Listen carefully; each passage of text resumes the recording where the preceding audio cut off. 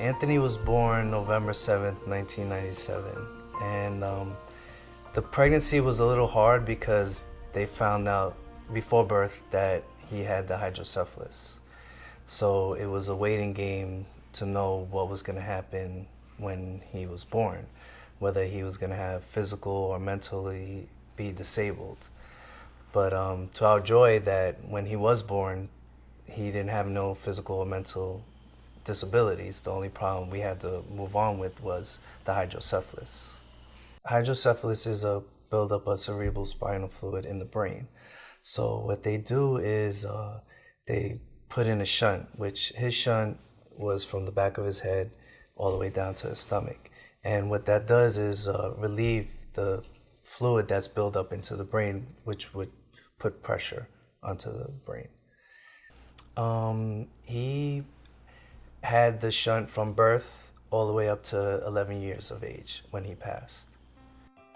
As a father, it gives me peace to know that he did give an opportunity for 3 people to have a new life, to start a new life again. And for me, it's like he's a hero. He just lives through these 3 people, and for the rest of their lives, he's going to be a part of their life, whether they know or not.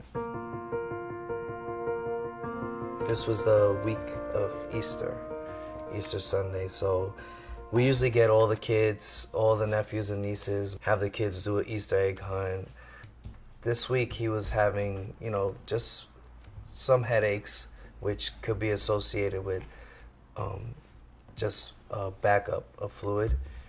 So they recommended that he do the revision just to clean up the shunt, and everything went well. The operation went well. He stayed there for a couple of days, and he eventually came home, and that's when he went into cardiac arrest. Anthony, whenever you met him, he was like this with everybody, family, friends.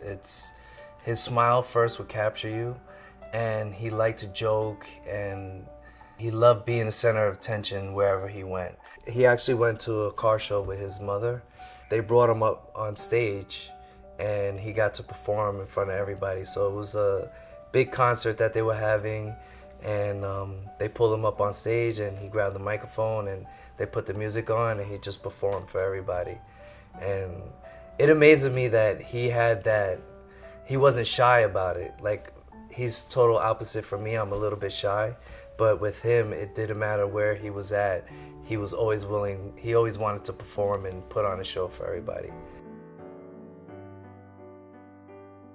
The day that he passed was the same day they asked about organ donation.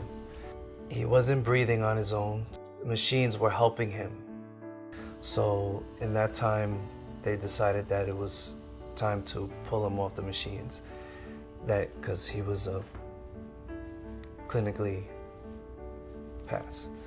And we were approached by the social workers that work with organ donation and asked if we would like to donate his organs.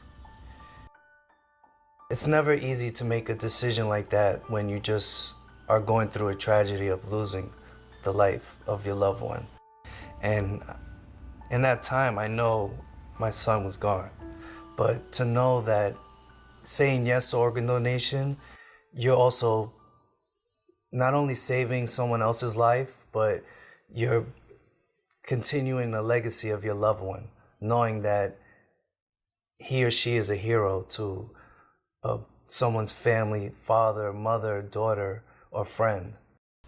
I think the hardest part was to know that my son was no longer alive.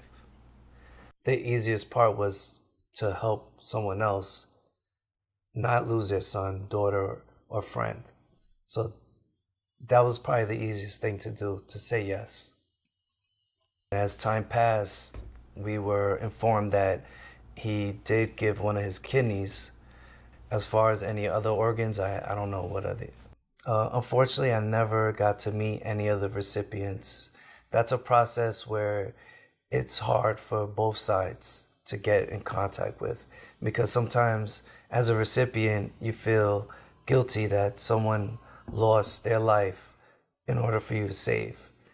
Hopefully I get that day where I get to meet the person that he did. So I could just have that feeling like if I could just give that person a hug, that I could feel that a part of my son is in there.